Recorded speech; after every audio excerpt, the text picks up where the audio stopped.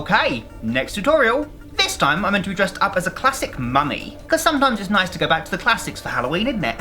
This is actually the second mummy that I've done on my channel, but I thought it'd be time to revamp it and do something new, because it's been quite a few years. And this makeup was actually suggested by my lovely friend Sam, so thank you so much, Sam, for the suggestion. So if you'd like to learn how to recreate this makeup, stay tuned.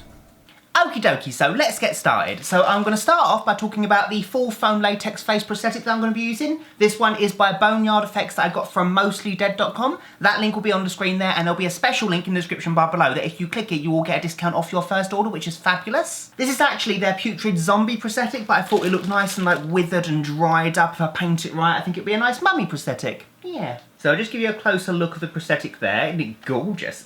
I do love those prosthetics that go under the chin as well, because then it makes it look more like an actual creature as opposed to like a mask. I think it's fabulous. And those edges are fantastic. Look how thin they are. And once again, this is part of my affordable effects series where I take a relatively inexpensive foam latex prosthetic and make a full character out of it. So just before I apply my prosthetic, I'm going to be popping on a plain latex bald cap. So I'll pop a link on the screen up there. That link will take you to one of my videos that I did in the past to teach you how to pop on a bald cap, just to save some time up in this video. So I'm going to pop on my bald cap and we shall go from there.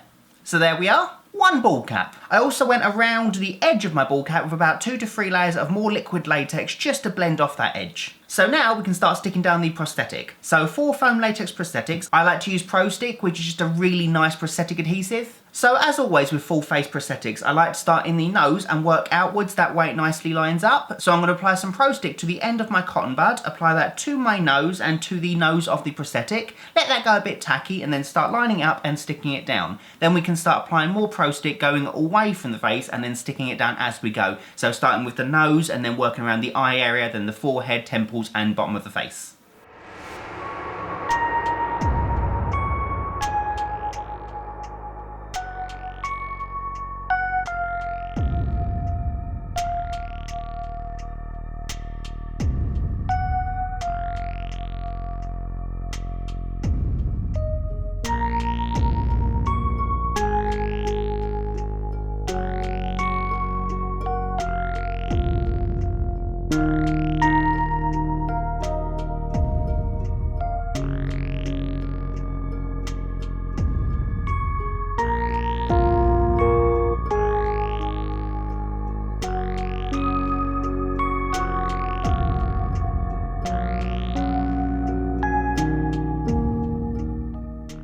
So now that we've stuck everything down, we can work on blending the edges. So I'm going to be using some more Prostick on a cotton bud, and I'm just going to start applying that to all of the edges, so around the entire prosthetic, around the eyes and around the mouth. I'm just going to take another cotton bud with some Prostick on it and just start rolling away in one direction, away from the edges. That way it will seal everything off nicely and have a nice tapered edge.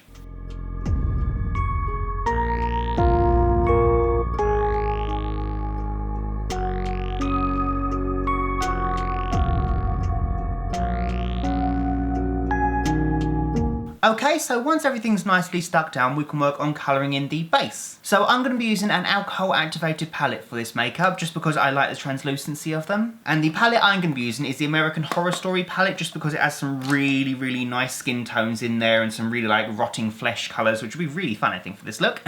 So to apply alcohol activated colours, you use 99% alcohol to activate it, and then we're just going to sporadically apply the colour in random motions all over my face, my bald cap, my ears and my neck. The idea is to start with one colour and then build it up with many different colours until we have a nice, interesting, broken complexion. So I'm going to start with these 3 colours to start off with, so colours that are close enough to my own natural skin tone but while still looking dead, if that makes sense. Obviously though, you'd use the tones that are best for you. So I'm just going to start sporadically spackling on those colours and then we can work on adding more afterwards.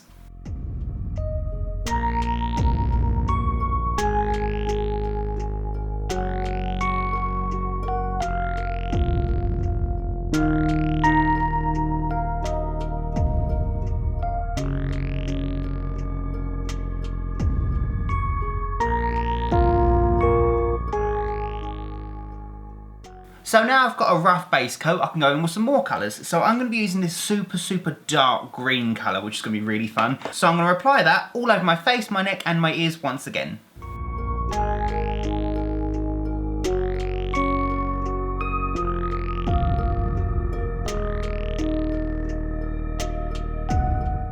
So then I can take the darkest shade from this palette, which is this really nice dark purpley black colour, and taking a really firm but stiff brush, I can dip this into the colour and then start spraying it all over the face so that it lands in all of these different crevices and all these different wrinkle lines, just to bring out some of the texture and to make the overall complexion more interesting.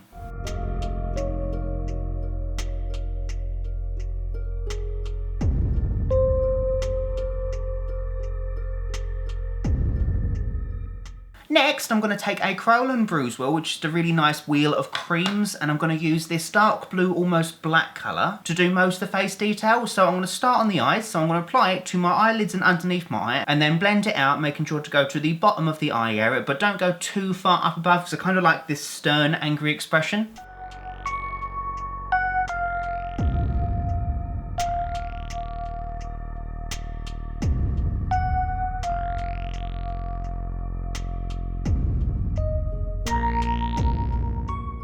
I'm also going to add a M.A.C Fluidline in Blacktrack just to the waterline of my eyes to get rid of that hint of skin tone.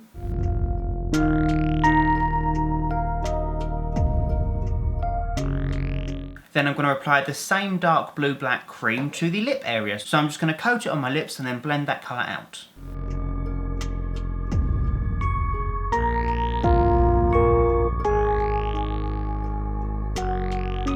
And again, taking the same dark blue-black cream, I'm now going to go down all of these beautiful wrinkle lines just to accentuate them. So I'm just going to take a tiny bit of the colour, start at the top where it's going to be at its thickest, and then pull the colour going down in one direction so that it tapers off.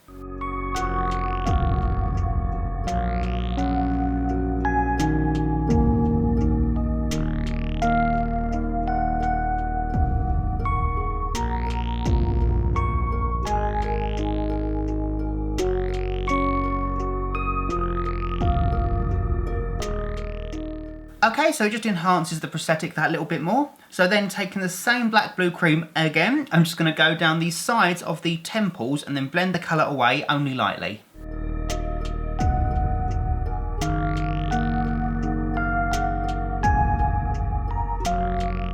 So then the final step, which to be honest is the step that I've most been looking forward to, is to apply the bandage. So for the bandage, I may be slightly over-prepared. So yeah, I may have made too much. What I did was, I got some regular first aid bandage that I cut into strips. I then soaked those strips in a mixture of water and instant coffee, then left it outside to dry and air to get rid of obviously the coffee smell. I then soaked random areas in fake blood. And then I finished the whole thing off by ironing them all. The super nostalgic thing about all this is half of these aren't new, half of them I actually used for my very first mummy makeup tutorial that I did all those years ago on this very channel. That video is still live now. So it's nice, there's something rather poetic about taking something from the first version of a makeup that I did and using it in an improved version. So I've got various strips of these bandages, some are super long, some are super short, some are thicker than others, so I'm just going to use a varied pattern and wrap them around my head and then stick them in place with some spirit gum.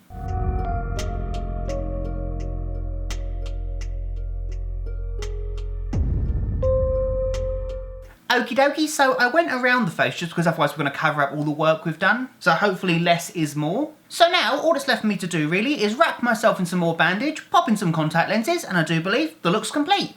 And there we go. That's my look. Officially complete. So I finished the look off by popping in these two fabulous whiteout lenses that I got from camoeyes.com. That link will be in the description bar below. I just think considering I'm meant to be a really old mummy, I mean I wouldn't have eyes at this point, so the least I could do was make them white. And of course for the costume, I just wrapped myself into more bandage. Yeah. So that's my mummy tutorial. I really hope you all enjoyed it. I'll just quickly mention once again mostlydead.com if you wanted to get this prosthetic for yourself. So yeah, thanks again everyone for watching. If you like this tutorial, you know what to do. Like, comment, subscribe and all that jazz. And yeah, so until next time, bye fluffies!